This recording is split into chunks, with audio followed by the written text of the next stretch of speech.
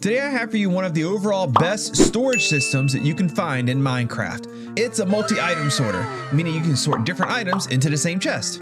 It's completely silent, no loud noises of dispensers, pistons, or anything else, and compared to other multi-item sorters, it's slim, simple, and easy to build. So how does it work? Well, items you put into the input will travel down each column of chests. If a chest has a slot available for that item, the item will go into it. Otherwise, it keeps on going. Because of this, you need to either fill every slot with an item that you want or leave a named placeholder item in the slot you don't know what to do with yet. At the end of your system, you'll probably leave several chests empty, giving room for any non-stackable items and any items you haven't made a spot for yet in your system. All right, now with the introduction out of the way, let's actually talk about how to make this. And what I'm going to do is I'm going to break this up into different parts to make this extremely easy for you to understand how this works, why it works, so you can make it any size and any configuration that you want, because it's honestly that easy to build. So what segments are we going to break this up to? Well, first thing we're going to do is we're going to talk about making a slice, because it's not one big, huge, complicated storage system with a whole bunch of like redstone components and stuff. That's not what this thing is. It's one slice that you just make as many times as you want to. That's really it. It's that simple. And then you get to make a couple decisions along the way. Like, do I want shulker boxes or do I want regular chests? It's all the same slice no matter what. Then we're going to talk about hooking up the input system to a slice, making the very simple clock that's going to control all of our timing. This is the only like clock and area where timings really matter at all. It's just this one little thing. It's really simple to make. So that's going to be easy for you guys. I'll show what looks like the most complicated part, but it's actually rather easy, where you connect one slice to another slice, how to add in the overflow section, and then finally show you where this clock has to hook up to control everything, such as the like hoppers behind here, and how it actually interacts with each slice to make sure that you don't have any clicky noises and everything works absolutely perfectly. But before I do that, if you enjoy this type of video, make sure you subscribe to the channel to see more tutorials and let's plays and all of that great stuff, and click the like button on this video. Show it a little bit of support. That like button actually helps more people find the video. It makes the YouTube algorithm like it more. And also another thing that helps a lot, leave me a comment down below. Let me know what you think about item sorters. What type are you using now? What are you looking forward to doing with a multi-item storage system in your base? Okay, so moving away from there, let's start with our slice. And underneath each slice, you're going to need about 8 blocks of space. So 1, 2, 3, 4, 5, 6, 7, 8. That 9th block is going to be where your floor is. And each slice can have as many chests vertically as you want. You can have 1. 4 is the optimal amount for just normal player reach, but you could do more than that if you want to. But we're just going to base this off of 4, and all you need to know is that you can make it taller by repeating what we do with the slice later. If you want to, I'll show you that point once we get there. So on top of each chest, I like to put 2 stairs on top. It makes it so you can't see the hoppers behind and the chest is still able to open.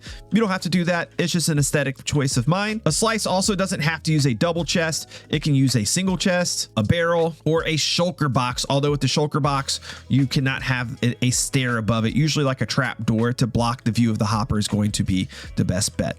But for most of your system, you're probably either going to use shulker boxes or you're going to use double chests like this. Now that we have our chests in the slice, we have 4 of them. We're going to put hoppers facing forward, starting 1 block below the bottom chest, going into every block and chest here, and then 1 block above the chest. So you should have this right here where you have hoppers all facing inwards. Next is going to be the redstone bits that actually lock the hoppers, because if you know how a hopper works, if you throw something into the top, the items just flow straight down. The items go down before they go over.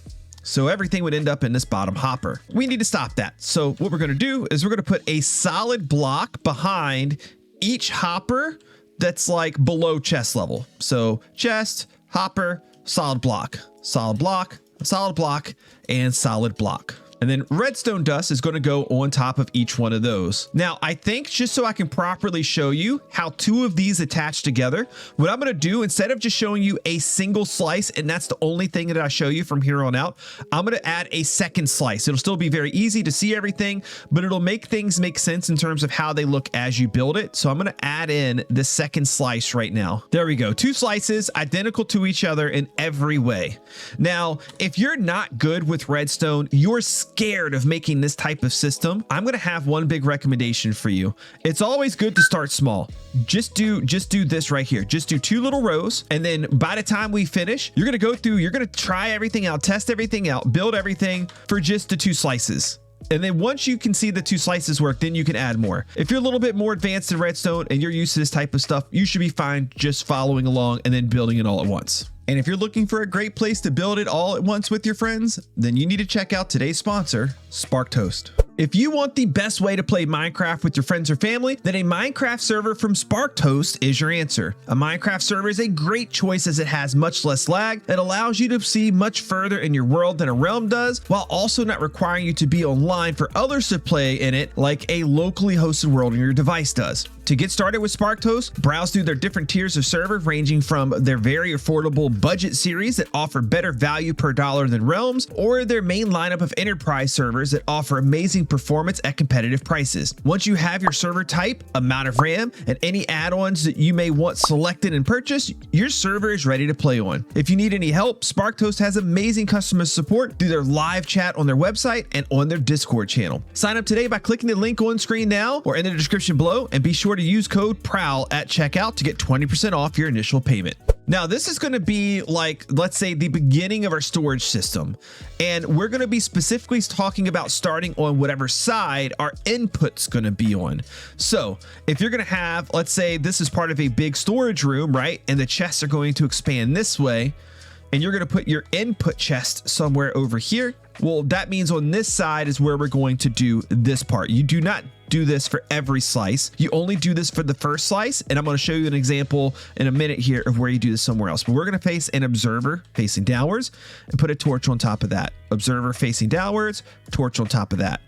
Do it again with another torch, and do it again with another torch. So what is this doing? It is locking the hoppers in between the chests. What does that do? Well, in that example before where we ended up with a whole bunch of lanterns down here, now instead of those lanterns slowing all the way down, they go to this guy. They do not go to this because that's locked, and then they instead go into this chest. So later on, we'll have a system that flickers these and allows one lantern at a time, in this example, to make it down to the next chest to look. Down to the next chest, etc. And I'll explain how that works once we get further into making a slice. Now, again, you do not make this for every slice. You make it for the first slice on the side that your item input system is going to go on. And just to show you here, one of these will reach a full redstone signal length across, meaning you have to have one of these will reach 15 blocks across.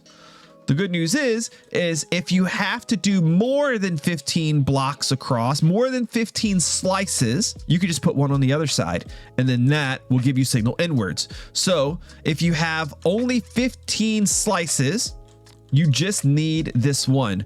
If you have more than 15 slices, up to 30 slices, so anywhere between 16 and 30, put one of these on the other side, exactly like you did on that side. And if you wanted to go more than 30 slices, you would just continue those slices, adding them in this way. Slice, slice, slice, meaning you will have a 1 block gap where you do not have chests because the slices will start again right here. Okay, so the next part of the slice that we're going to work on is actually the item elevator. This is a redstone kind of heavy portion, but honestly, it's pretty easy to build. What we're going to do is we're going to come to one of our slices right here, and we're going to count down 1, 2, 3, 4 blocks down, and then 1 block over, and then beside that block, you're just going to start with a dropper not a dispenser, a dropper facing upwards. Now we're going to add in a whole lot more to this later, but to actually make this easier to build, I'm going to show you the method in which to build this that's easiest to do in survival, because if you don't listen to me here, you're going to have a big headache. So make sure you do it this way. And we're going to build both slices at the same time so you can kind of see how to do this. So we're actually going to start with both droppers right there facing upwards. Now below those droppers, we're going to put solid blocks, and then we're going to come out a temporary block or 2 or 3, and we're going to face a observer this direction. These observers, you can see the faces here, and then they are sending their signal into this solid block. Do the same thing over here.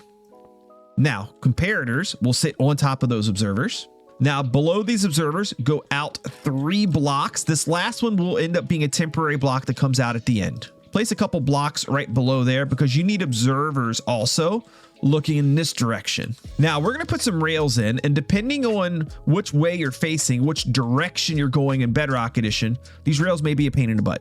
How do I know this? Well, if I put 2 rails right here and I put 2 rails right here, what? You see what it did there?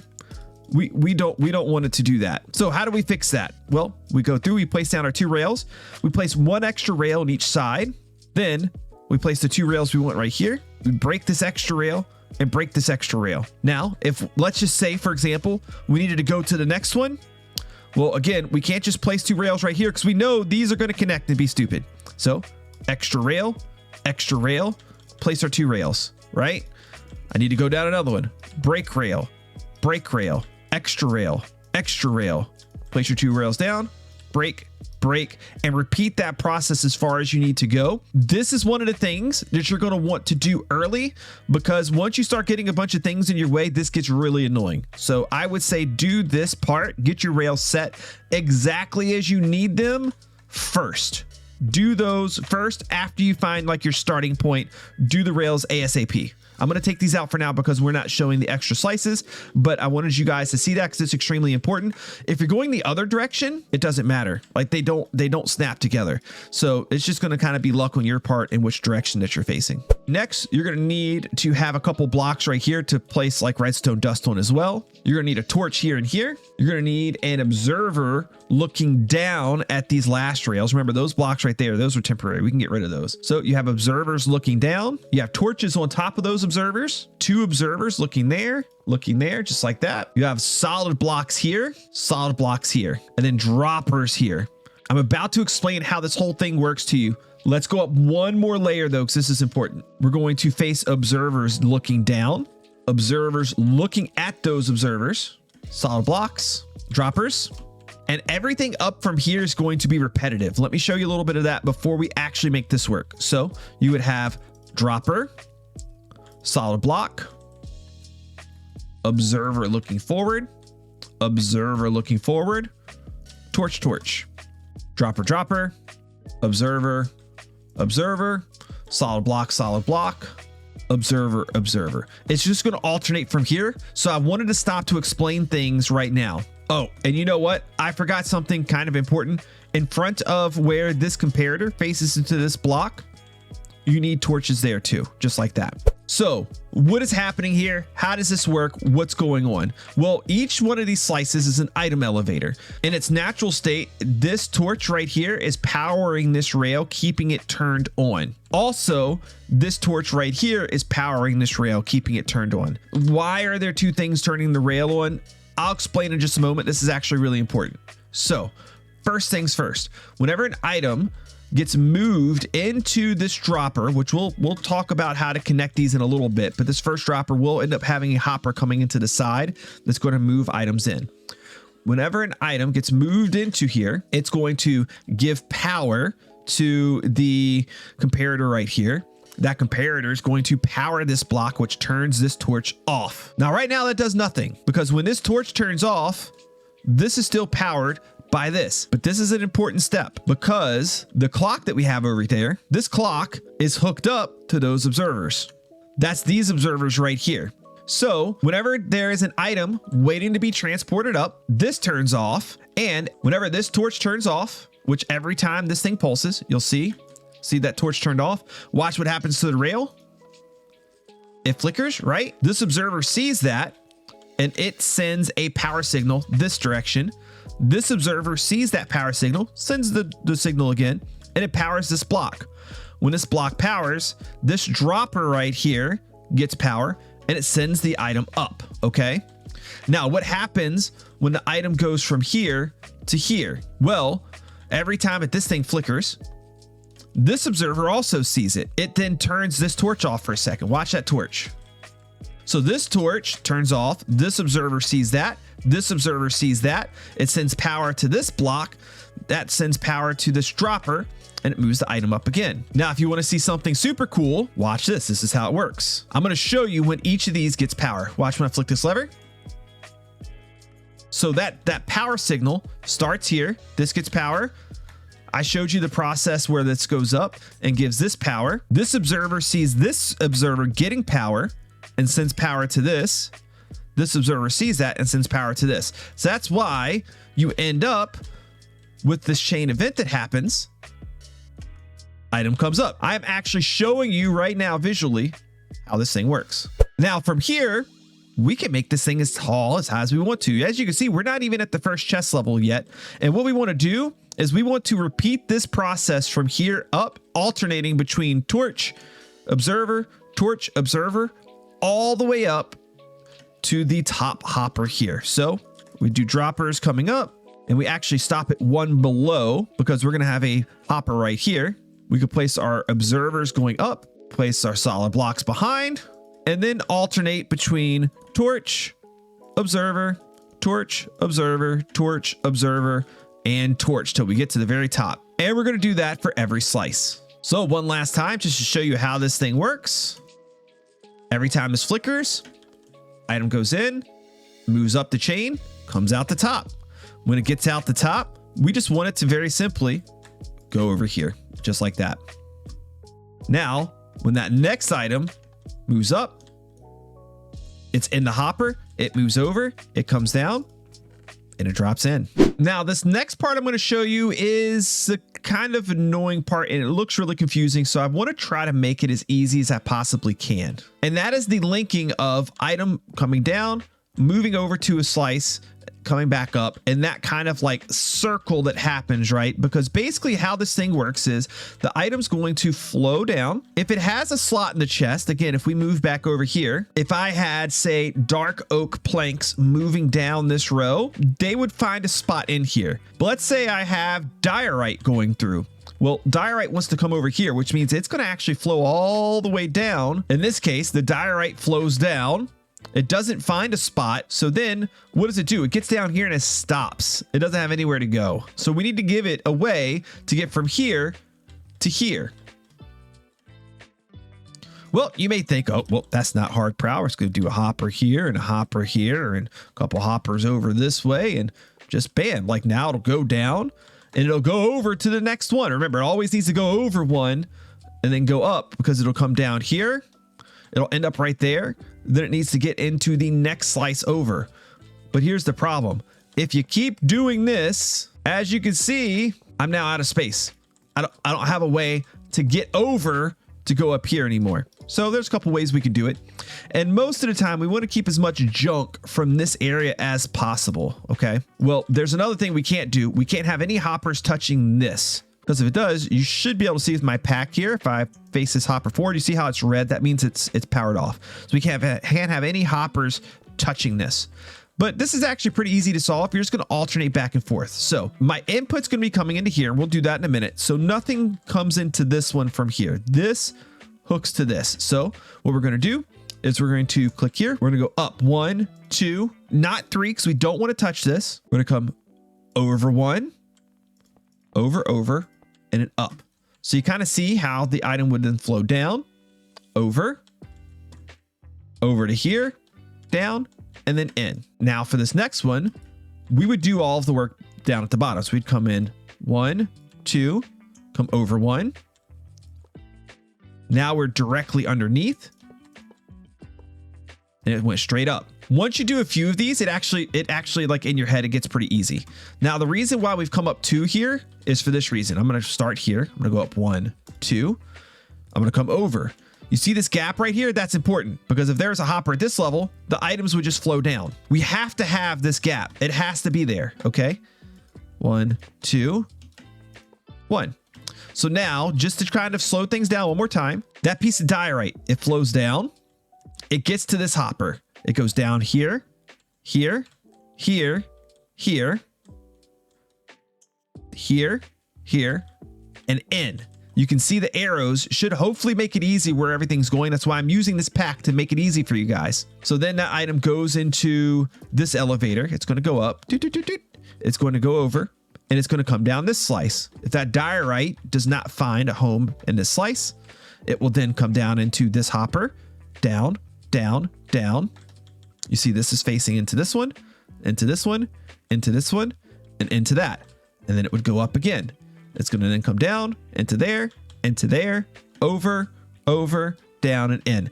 So what we do is we just alternate this back and forth. Each little section looks the same. It just, in the end, it looks like a spaghetti mess, but I would come over, over, over, over, up, up, up, over, up, up, over, over, over, up, over, over, over, over, up, up.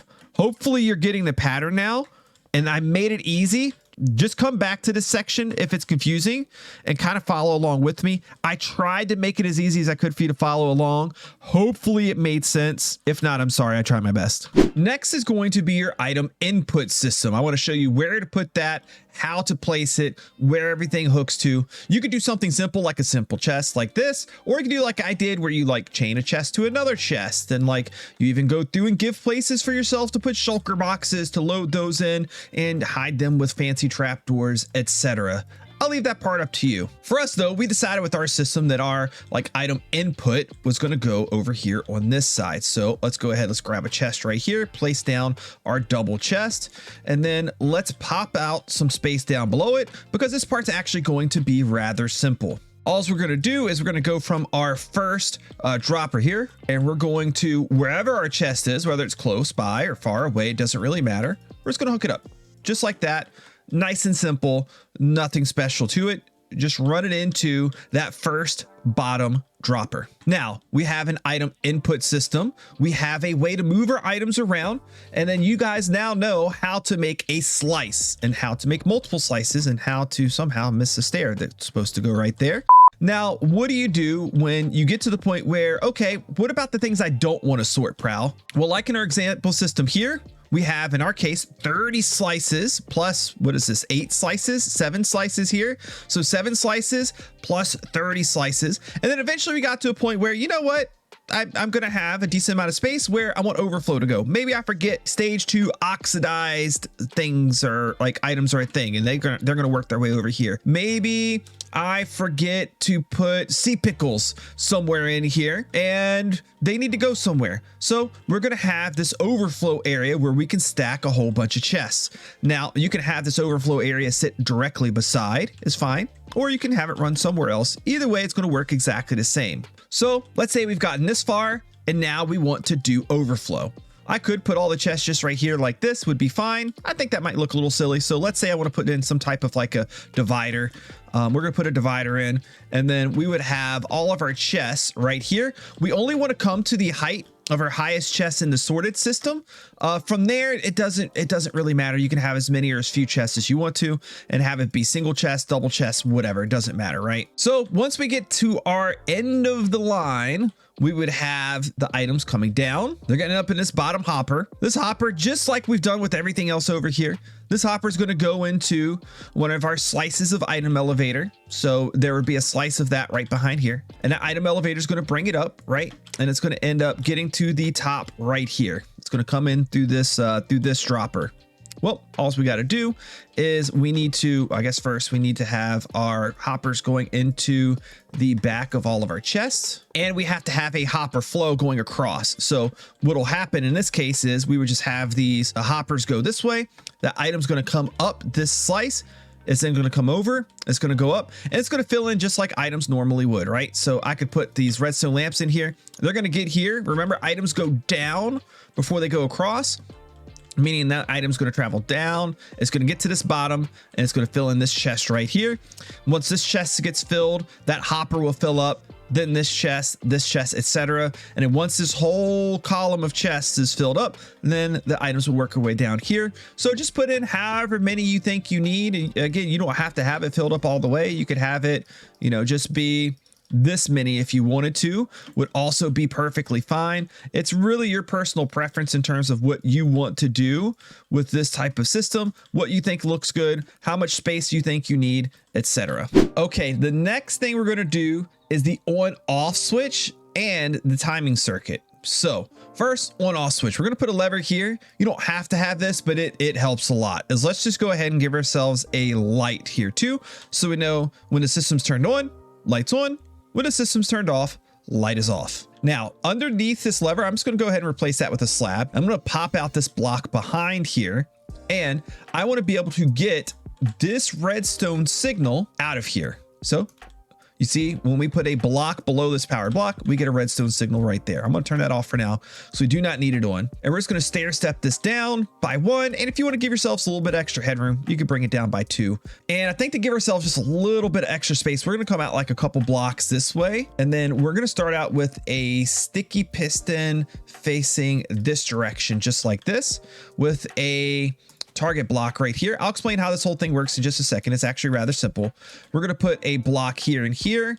We're going to come 2 blocks in this direction, and I think about 4 this way. We'll see how much space I actually need. I don't remember off the top of my head. But what we want to happen is we want some repeaters facing this way. 1, 2, 3, and 4. So that means we need to come out 1 more. 2 pieces of redstone dust, and then 1, 2, 3, and 4. And 1 piece of redstone dust right here. You want a observer looking this way, and then redstone dust here. So what we're doing is we're making a clock, and we're making it this way for a very specific reason. And I've done a lot of testing. If you find a better clock for this, let me know. But honestly, this works perfect. It's simple, it's cheap, it's easy. Okay, so let's get our redstone dust running down. And one of these repeaters, we want to set to 2 ticks. So we'll just set the first one to 2 ticks. The rest of them will stay 1 tick. For those of you that know a lot about redstone, you may be asking, well, Prowl, why don't you just do something like this? If you have 1, 2, 3, 4, 5, 6, 7, 8, 9 ticks, why don't you just do something like this right here, where you have 2, 4, 6, 8, 9 ticks, and you just run it this way and you use less repeaters? It doesn't work. I tried it. I don't know why. I'm not that much of a redstone guru to understand why it's not working, but I know it doesn't work. This works, and it works perfectly. So what happens when we turn this on? This piston moves the target block here. This observer sees that the target block moves in, and it sends a redstone signal out. That signal comes in, and it starts this clock. The redstone signal comes over, it powers this, and it follows this loop, goes around, and it keeps going around until you turn the power off. Now, without getting too much into the weeds, the reason why this exact circuit is needed, if you go any faster than this, the items that go through here will skip the hoppers, and they'll skip through, and you'll have items that you intend to go into your storage system actually make it into the overflow. So you can't go any faster than this. You could go slower if you want to. If you were, say, I don't know, let's say you have like a slower device, you're playing on a Nintendo Switch or a mobile device, and for some reason you're finding that items are skipping, you could just like add another tick delay, and just figure out what the best amount for your device is. But in most cases, in pretty much all cases, you're going to find that this right here with 8 repeaters, 1 of them set to 2 ticks, this is what you need. Now we need to tie this to a couple things. First of all, we actually want to slow down the input here from overloading or going too fast, because if you let everything go through at full speed, what may end up happening is you may end up getting too many items through the system at once, and then items get skipped. So I do a couple things to prevent this. You may find that some of these are unnecessary, and that's fine. If you find that you could take some of these out, then take it out. But I'm going to extend this out by 1, and I'm going to put a redstone torch right here. Why? Because that now locks this, and it makes it to where items will move through the item output at the same speed that everything else works. Also, whenever I turn the system off, the items are getting stopped right here, and they're not even going into my like droppers or anything like that. So the items aren't moving too far away. Now, I also want to take this signal and run it right here. Remember how I showed you earlier with that lever where every time this ticks, another item makes its way up, right? Well, now we want to just run that on a clock, on this clock. So pretty simple. We're just going to staircase it down. Just bring the signal down. And depending on how big your system is, you may want to make sure that you put a repeater somewhere right in here. That way you have full signal strength going to all your observers and your signal makes it as far as possible. So now this timer is set to this and this, and what you should see happening right now is now that this is ticking, you see all of those items are working their way up and out. You can see the flow of items working up. Now, right now, because of how the system works, we don't have this part hooked in yet. We want this to run on the same clock. What do we got to do that? Well, we just need to bring this signal and we need to get it to right here. And we probably want to use glass because see, this is coming right behind hoppers. We don't want to lock these hoppers. So I'm going to use glass because glass can't be powered.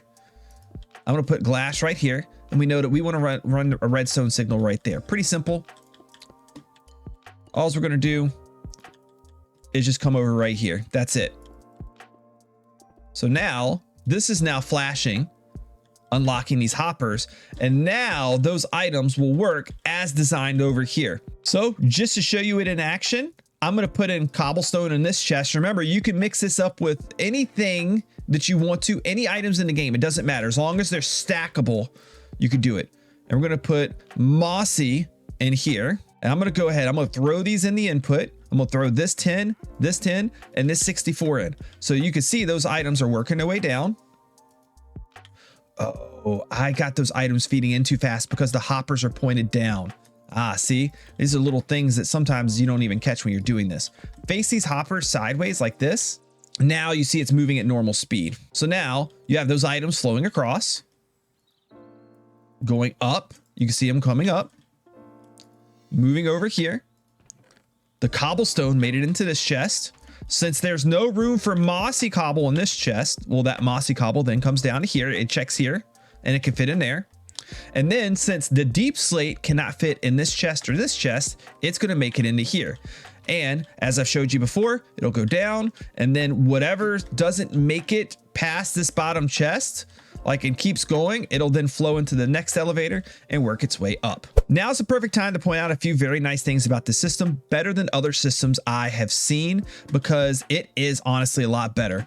A lot of systems I've seen, this item elevator is a lot longer. Like they come out like another 5 or 6 blocks down here at the bottom, meaning a lot more space and a lot more complex redstone in that area.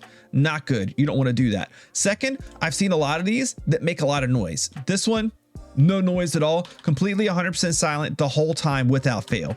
Third, it misses no items. If there's a slot for the item, it goes in. If it doesn't have a slot, it makes its way over here. I've had 0 items missed out of a lot of tests of a couple days on this system. Another thing, it's quite simple. Once you know how to make a slice, it's actually quite easy. There's not a lot of pieces to it, and you have to make just one clock that runs the whole thing. That's it. So it's easier than most other systems out there. And lastly, it actually does not create a lot of lag because the elevators are only running whenever an item is actually in it, because we have it locked via this method right here whenever there is not something in the droppers. So this is very lag friendly for your world. Yeah, if you do too many chests, like there's going to be systems that lag, but the redstone itself is not laggy at all. And just to show you, now that you understand how everything works, what this thing looks like at larger scale, above us right here is where the shulker boxes are.